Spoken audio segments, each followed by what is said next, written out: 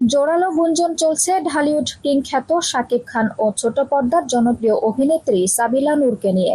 Showbiz পাড়ায় শোনা যাচ্ছে শাকিব খানের নতুন সিনেমার নায়িকা হতে চলেছেন এ অভিনেত্রী।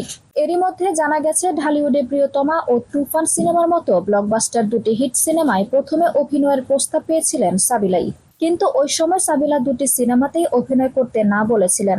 সাকিবের পছন্দের নায়িকার তালিকায় থাকার পরও না বলার কারণ জানতে চাইলে সংবাদ মাধ্যমে সাবিলা বলেন, প্রথম সিনেমাতে আমার টাইমিং এর সমস্যা ছিল, আর দ্বিতীয় সিনেমায় কেন অভিনয় করিনি সেটা নাই বলি।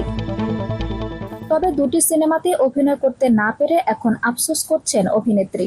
সাবিলার ভাষায় দুটি ছবি ব্লকবাস্টার হিট, তার চেয়ে বড় কথা সুপারস্টার শাকিব খানের সঙ্গে অভিনয়।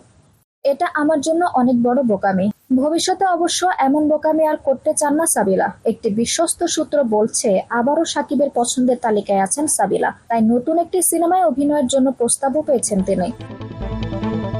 এ বিষয়ে সাবিলার সঙ্গে কথা হলে তিনি বলেন, আসলে একাধিক সিনেমা নিয়ে কথা হচ্ছে, তবে এখনো কিছু চূড়ান্ত হয়নি, তাই বিস্তারিত এখনই কিছু বলতে চাই না।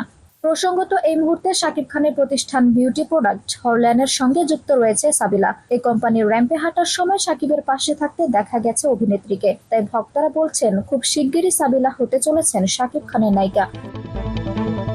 আঞ্জুম হক আরবি, টাইম নিউজ ডেস্ক।